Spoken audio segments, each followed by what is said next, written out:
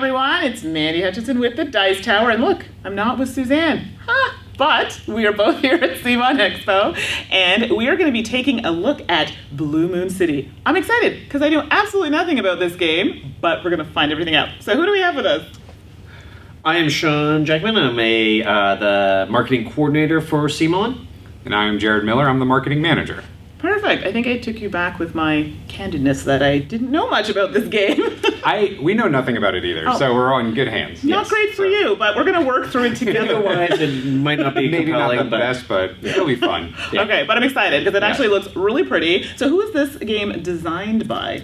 So this is actually, this is Reiner Knizia. Oh, fantastic. And this game has been out before, and this is CMON's new edition. Ooh. So it hasn't been in print for a little while, and I mean, we're all big fans of Knizia. Yes. And this is kind of one of those classic ones that, it's enough people have been like, we want to get a hold of this game, so we're like, well, let's do this, and we brought it back. So the game itself is the same. Okay. So if people are looking for that game again because they've used their copies, this is that game. What we've done is we've updated art, we've updated pieces. So this is all prototype.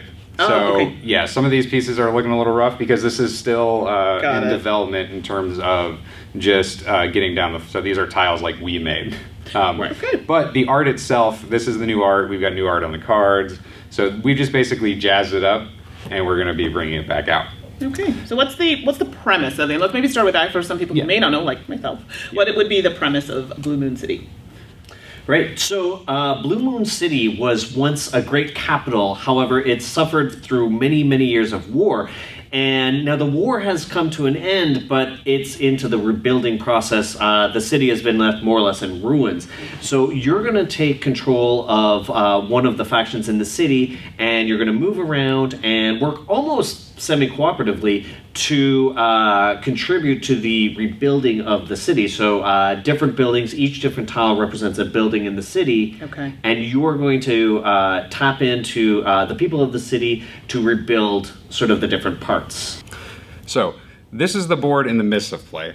Normally we would all start in the city center right here, and we're represented by these different tokens, which have their own colors, and then you have markers that relate to that, and we'll talk about what those markers actually do.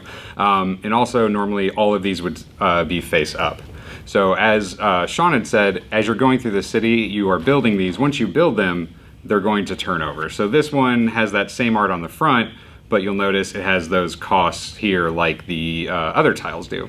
So I'm going to turn this one back over, but in this case, what's happened here is someone has played enough cards of this color to claim this space. So in this case, the player with the pink faction has already paid for this slot. So there's a 5 there. What they've done is you'll have these different color cards. So in this case, they used one of these cards so this is obviously a 1, which is not enough to get to 5. Right. But you can play any combination of the same color cards to add up to 5. So you'll see how there's numbers from 1 to 3.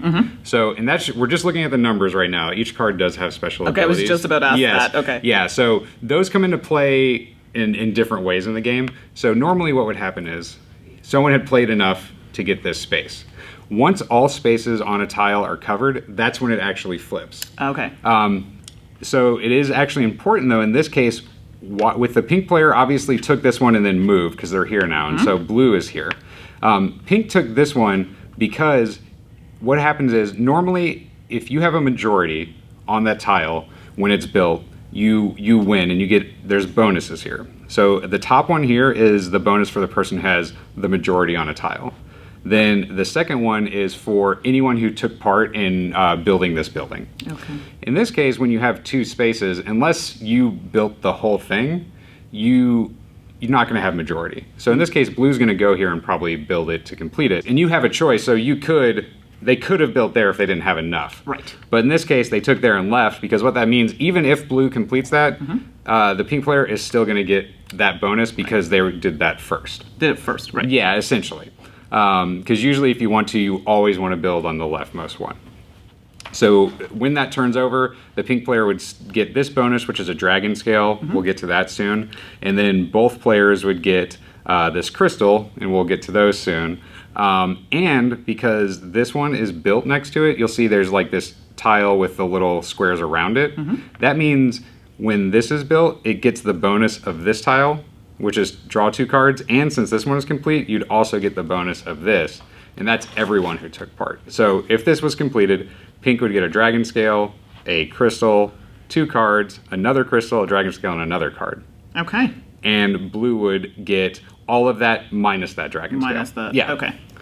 So you've probably noticed the dragons that are on the board, and normally when you see dragons in a game, you think they're going to be your opponents, but these dragons are actually ancient guardians of the city, so they're actually quite happy that you're rebuilding the city.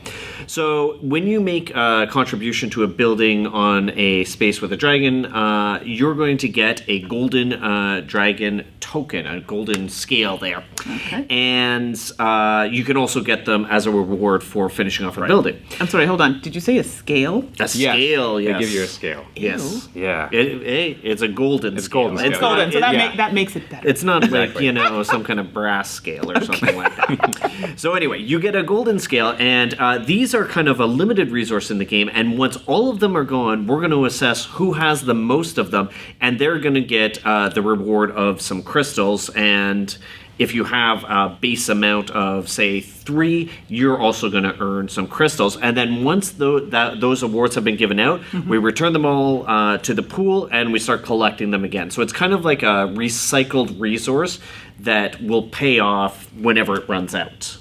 We'll get a reward for it. And so these are the crystals you'll get. So let's say you were playing, you had 6 of the golden dragon scales.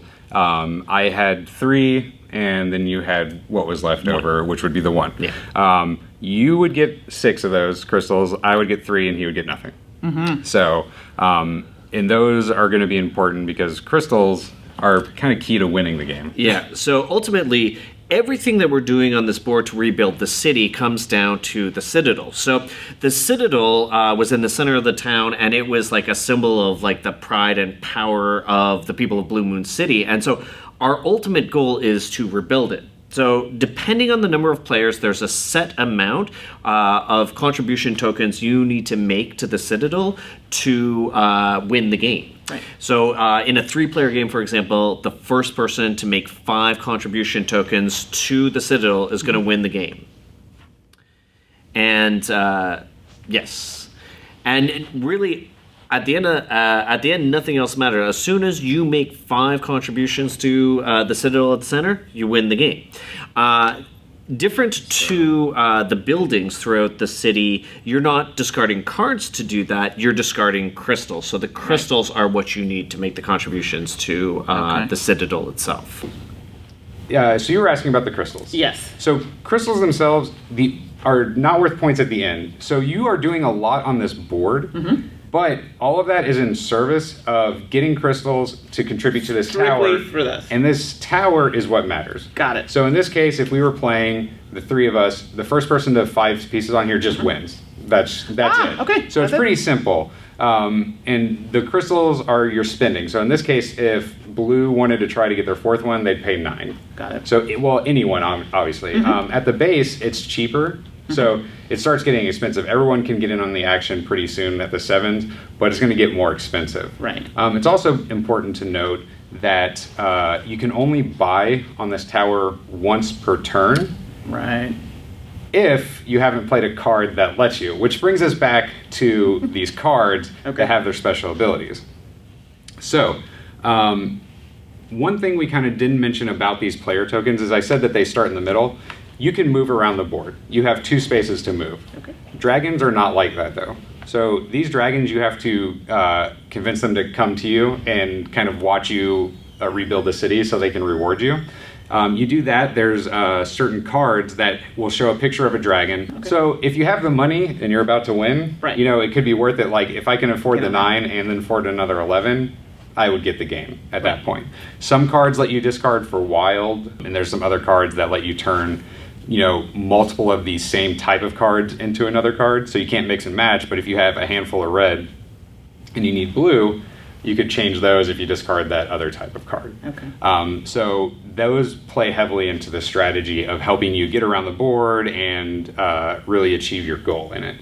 And it's really it's super intuitive with the pictures, so it's not that hard to pick up once you get going. And then you just want to get that tower up and you won. So it's doesn't sound like it's too much of a take that type of game. You almost potentially need to work together a little bit in order to complete things. It is interesting because it is a bit cooperative because you all are trying to get that tower, but there are definitely times where you're swooping in because because again, like I said, if you get a majority, like so Sean could have got that 5, and then he's drawing cards to try to get more numbers, and if I have the 7, I could come in here and swoop and take both of those because. Unlike the tower with buying one, you could, if you had enough, you could pay for that whole tile. If you had it. Multiple. Right. Yeah. Well, I was going to say, it's going to take you time to get there. Right. So but if you have the opportunity. Yeah, if you have the right number of cards maybe to discard or the right way to do it, I could come in there and just take it from him. Now, he would still get a benefit. Right, but he wouldn't get the majority benefit. Yeah. So there's a little bit of take that, but at least you're never not rewarded for working together to rebuild a city. Exactly. Yeah. And I think I like that. You have that, you make people feel all warm and fuzzy. Let's work together. Yes. Let me finish building this so you can't get it. Yeah. You know what I mean? And it's not overly mean, but... No, I mean, it's like towards the end, you're all kind of eyeing the same one, and you're like... Yeah.